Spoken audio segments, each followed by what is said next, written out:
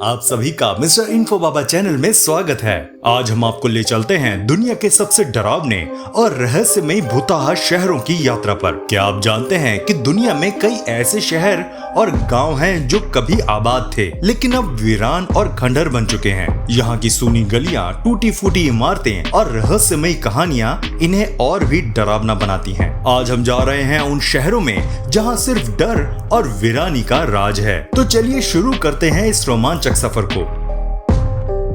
अगर आप हमारे इस चैनल पर नए हैं तो चैनल को सब्सक्राइब करना ना भूलिएगा and don't forget to hit the notification bell. Burj Al Babas तुर्की का एक भूताहा नगर है जिसे कभी एक शानदार पर्यटन स्थल के रूप में विकसित करने की योजना थी। ये जगह इस्तांबुल के अंकारा के बीच स्थित है जहाँ पर 732 यूरोपीय शैली के महल नुमा घर बनाए गए थे जो दिखने में डिज्नीलैंड के किले की तरह दिखते हैं। ये प्रोजेक्ट 2014 में शुरू हुआ था और इसमें निवेशकों ने बड़ी उम्मीदें लगाई थी कि ये जगह अमीर विदेशी ग्राहकों को आकर्षित करेगी। हालांकि आर्थिक संकट और निर्माण कंपनी के दिवालिया होने के कारण ये प्रोजेक्ट अधूरा रह गया।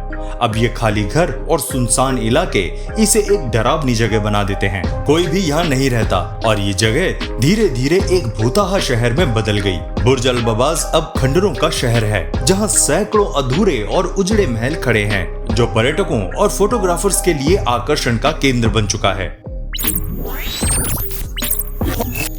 क्रैको इटली का एक भूताहा नगर है जो अपनी डरावनी सुंदरता और सुनसान गलियों के कारण मशहूर है। ये गांव इटली के बासिलिकाटा क्षेत्र में स्थित है और 8वीं शताब्दी में स्थापित किया गया था। क्रैको कभी एक संपन्न गांव था लेकिन समय के साथ प्राकृतिक आपदाओं ने इसे वीरान कर दिया। 1963 में आई भारी भूस्खलन और 1980 के भूकंप ने यहाँ की आबादी को मजबूर कर दिया कि वे ये जगह छोड़ दें। क्रैको की तंग गलियां, टूटी फूटी इमारतें और खंडहर अब इसे एक डरावना और रहस्यमयी शहर बनाते हैं। यहाँ की खामोशी और उजड़ी हुई वास्तुकला इसे भूताहा माहौल देती है जो कई पर्यटकों और फिल्म निर्माताओं को आकर्षित करती है। क्रैको में कई प्रसिद्ध फिल्मों की शूटिंग भी की गई है। अब ये जगह भले ही पूरी तरह से खाली हो लेकिन इसका इतिहास और वातावरण इसे एक अनोखा और रहस्यमय गंतव्य बनाते हैं।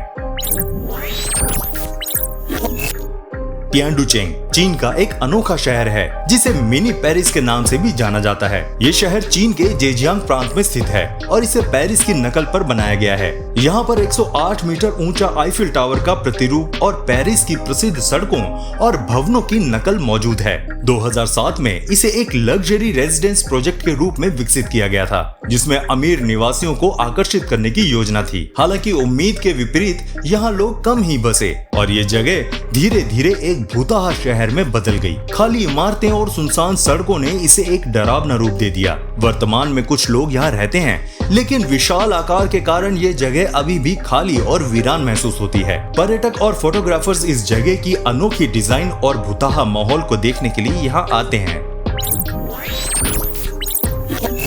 पिरामिडेन नॉर्वे का एक भूताहा नगर है जो स्वालबार्ड द्वीप समूह में स्थित है। ये एक सोवियत खनन शहर था जिसे 1927 में सोवियत संघ ने कोयला खनन के लिए खरीदा था। अपने सुनहरे दिनों में यहाँ सैकड़ों लोग रहते थे और ये एक संपन्न शहर था जहाँ सोवियत वास्तुकला की झलक मिलती थी। इसमें विशाल सांस्कृतिक केंद्र, स्विमिंग पूल और खेल सुविधाएं शामिल थी। 1998 में जब खनन उद्योग में गिरावट आई तो पिरामिडेन को अचानक खाली कर दिया गया। शहर को ऐसे ही छोड़ दिया गया जिससे ये धीरे धीरे एक भूताहा स्थान में बदल गया। अब यहाँ सुनसान इमारतें, खाली गलियां और जंग लगी मशीनें देखने को मिलती हैं जो इस शहर की पुरानी समृद्धि और वर्तमान वीरानी को दर्शाती हैं। पिरामिडेन अब एक पर्यटक आकर्षण बन चुका है जहाँ लोग इसके सोवियत इतिहास और डरावने माहौल को देखने आते हैं। हाशिमा द्वीप जिसे गुंजनजीमा कहा जाता है जापान के नागासाकी के पास स्थित एक भूताहा द्वीप है। ये द्वीप 1887 में मित्सुबिशी कंपनी द्वारा कोयला खनन के लिए विकसित किया गया था। द्वीप पर कोयला खदानों की वजह से तेजी से आबादी बढ़ी और 20वीं सदी के मध्य तक यहाँ हजारों लोग रहते थे। हाशिमा उस समय दुनिया के सबसे घनी आबादी वाले स्थानों में से एक था जहाँ बहुमंजिला इमारतें, स्कूल, अस्पताल और दुकानें भी थी। हालांकि 1960 के दशक में जब जापान ने कोयले की जगह पेट्रोलियम को अपनाना शुरू किया तो कोयला खनन की मांग घटने लगी। 1974 में मित्सुबिशी ने खदानें बंद कर दी और द्वीप खाली कर दिया गया। अब हाशिमा की वीरान इमारतें और सुनसान गलियां इसे भूताहा द्वीप का रूप देती हैं। ये जगह अब पर्यटकों और इतिहास प्रेमियों के लिए आकर्षण का केंद्र है।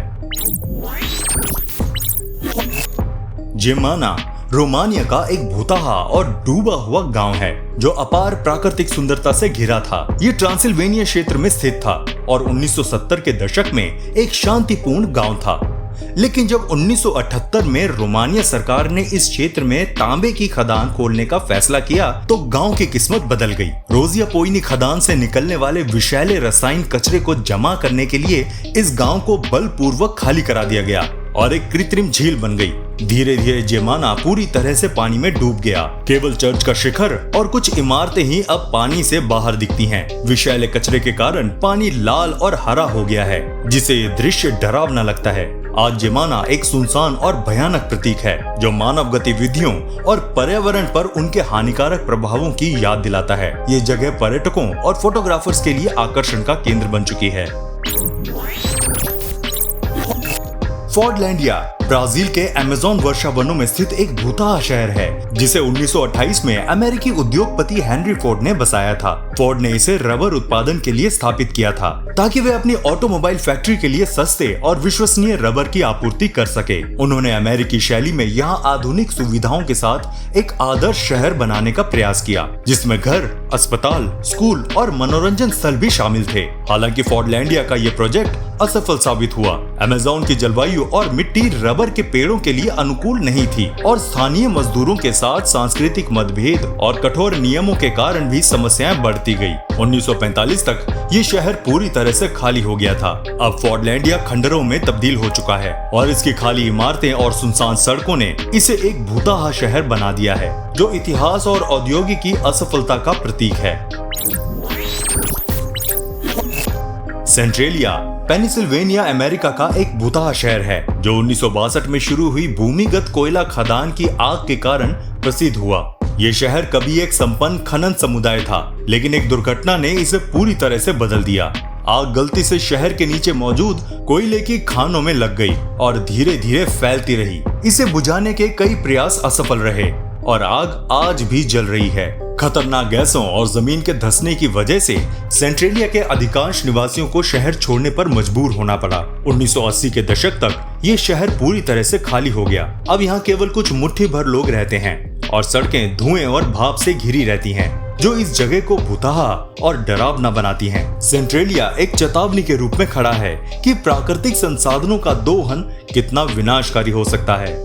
आपको हमारी ये वीडियो कैसी लगी हमें कमेंट करके जरूर बताइएगा और अगर वीडियो पसंद आई तो इसे लाइक भी जरूर कर देना। मिलते हैं आपसे अगली वीडियो में, तब तक प्लीज अपना बहुत ध्यान रखिएगा।